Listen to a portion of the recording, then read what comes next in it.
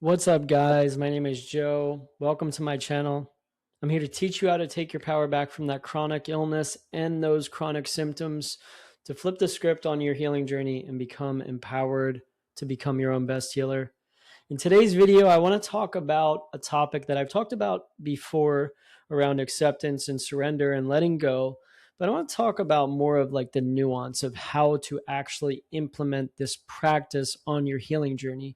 Because I get some questions around this and people, are a bit confused about, acceptance, surrender, and making changes. There is a bit of a contradiction at times when we're trying to heal. Like we have to make some changes, right?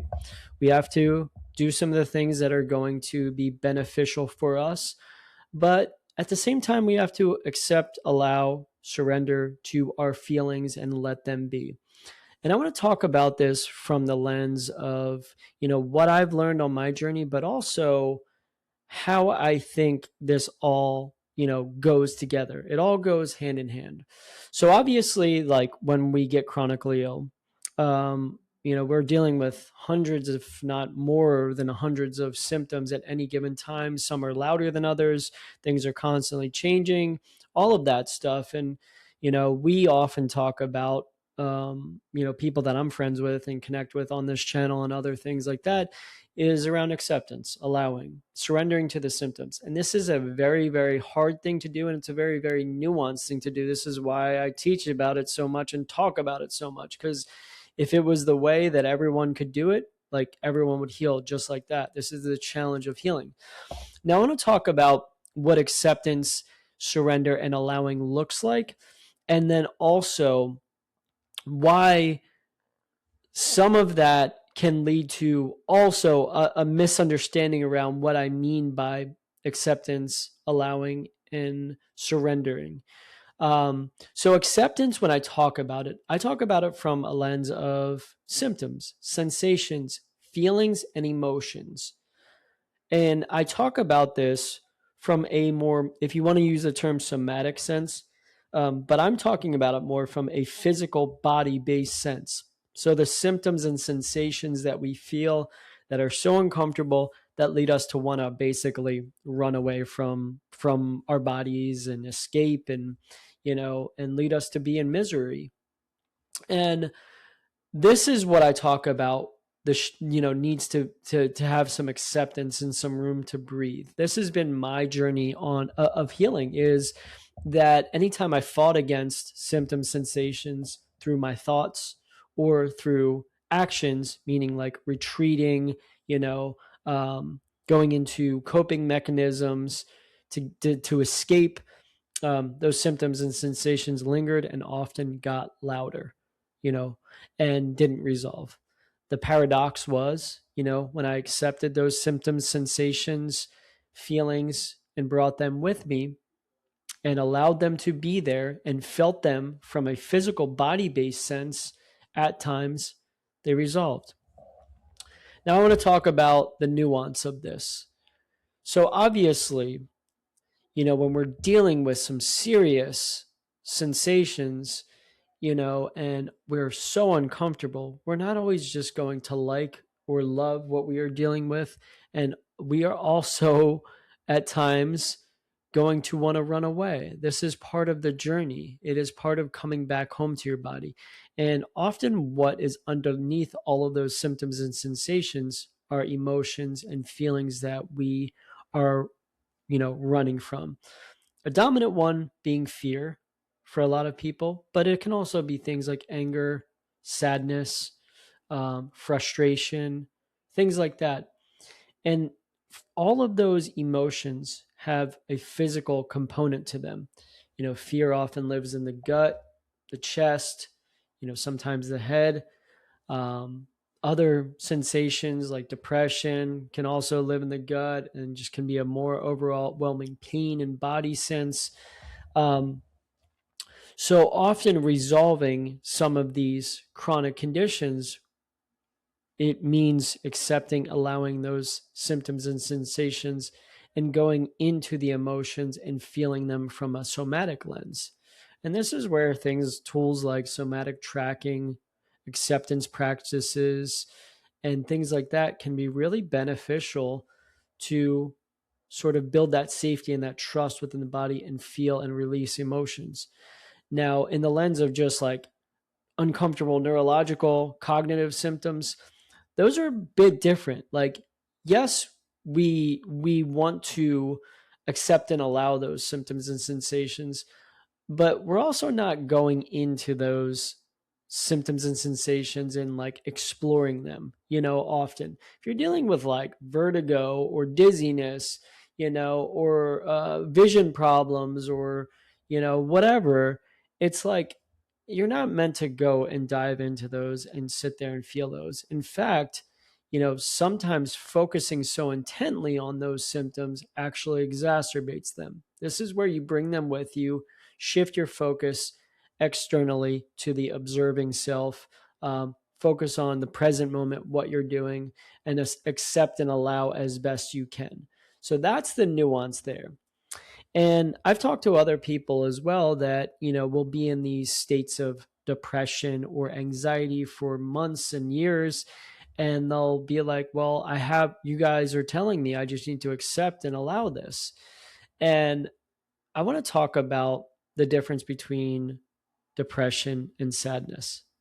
Sadness is an emotion that needs to be felt. Depression is sort of a state that is driven by your thoughts, beliefs, actions, and behaviors on a daily basis. It's not to accept depression and fuel it by being, I'm just a sad person. I'm just a depressed person today. Today sucks. Because this is what I think often people forget. They think I'm accepting my current state. I'm depressed or I'm anxious.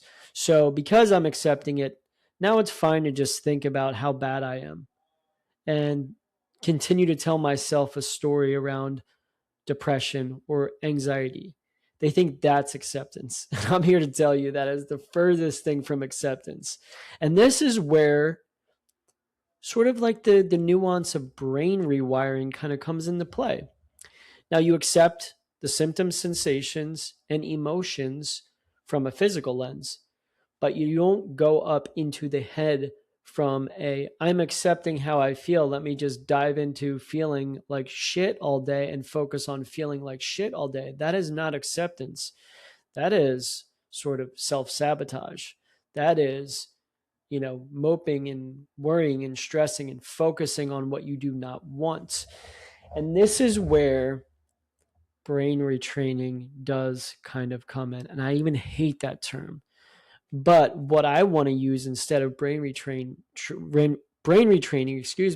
is telling yourself a different story about the symptoms, sensations, and emotions, right? So acceptance and surrender is the foundation.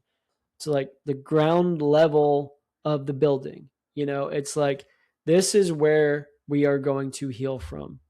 I'm not going to fight against what is. I'm not going to try to fix myself. I'm not going to try to control the symptoms or micromanage how I feel on a daily basis. If sadness arises or anger arises, or fear, anxiety arises, I'm going to feel it from a somatic lens. I'm going to allow myself to feel it, allow that things to be there, allow the sensations in my body, and I'm going to come back to a present focused lens and focus on actions, habits, behaviors. Now, the second part is sort of where you build the foundation up even more. You build the building. And this is around what you tell yourself on a daily basis. So if you're telling yourself, well, I'm a depressed person and I'm a sad person and my life sucks and I've just got all these chronic health problems, well, you're just fueling the sadness, you're fueling the depression. That's not acceptance. That's self-sabotage. You can tell yourself a different story. This is going to pass. This is not dangerous. This is a temporary feeling that will shift with time. There's nothing wrong with me. Versus I'm just a sad person, I'm depressed or whatever. And with that level of acceptance, now you can tell yourself an even better story, but it starts with acceptance. I'm actually safe in my body. Even though I feel these sensations, I'm safe in my body. Things are moving in the right direction for me. And start telling yourself a story around self-worth, self-love, self-care, self-acceptance, and instead of thinking, that every day is going to be like this, start to predict a better outcome through practices like gratitude, daily gratitude practices. Even while the symptoms suck, even while they're there, things that you often took for granted, the the roof over your head, the food that you have, the ability to see, walk, family, whatever, start to find gratitude. This will then help shift that state a bit, not from force or fear, but over time through acceptance. Start asking yourself, what could go right today, in the lens of expecting positive changes versus, oh no, what could go wrong today? I'm already depressed. I'm already anxious. So I hope you see that there's a difference there. Acceptance, surrender is not, I'm just going to fuel that fire with my thoughts. I'm in this state of anxiety, so let me just think about anxious stuff all day. Or I'm in this state of depression, so let me just think and talk about my symptoms and how bad I feel, because they're telling me to just accept it. So now I just got to accept, how I feel, and just kind of fuel it in, go down that down that lane in that pathway. It's no. You accept where you're at and gently redirect, gently change to a more positive state. That's it. And when feelings arise, if you're upset, if you're need to cry, if you need to shout, if you need to, move or shake your body, that's okay. It's not changing your thoughts in that moment, but it's gentle redirection over time that changes your state, because you're not in your head fueling the anxiety, fueling the depression, fueling the anger, all of that with your thoughts. It's a present focus. It's a body-based focus, which is acceptance. It is an outward observing focus. It is I check in with myself. I allow the sensations to be there. Now I focus on what I'm doing throughout the day. Now I focus on goals, hobbies, actions, and things like that, the present moment. And this is hard. And then we gently tell ourselves a better story, a story of gratitude, of positivity, of things going right in our life, of expecting a better outcome. And this is neuroplasticity and brain retraining in action. Not fighting against what is, not the stop, stop, stop method, but accepting, allowing. And we can't always control all of our thoughts, but we can choose to follow them down that negative pathway, where we can allow them to come and go, to pass like the weather. And there's that negative thought that's popping up. Okay, I'm not going to engage with that. Thanks for letting me know. Or, thinking about my ex, or how bad the thought of how long has this been and how long is this going to be? Okay, thanks for showing up. I'm not going to then engage with it and follow it down. No, I'm going to come back to the present moment. I'm going to start to tell myself, nope, this is going to pass. I'm going to get out of this. I am supported. My body knows how to heal. This is just temporary. And then telling yourself a different story through gratitude, through sometimes visualization, through sometimes journaling practices, through sometimes affirmations. That's it. I hope this helps you guys understand the nuance of acceptance, surrender, allowing that I often talk about, because I think there is sometimes confusion. It's a subtle art form. It truly is. It takes time. It takes practice. But when you do it this way, then you get all the positive changes and the shifts versus just staying in it. We don't want you to stay in anxiety and depression and all of that. So we have to make these subtle changes and understand the nuance of acceptance, allowing, and everything. Let me know if you guys have any questions about this.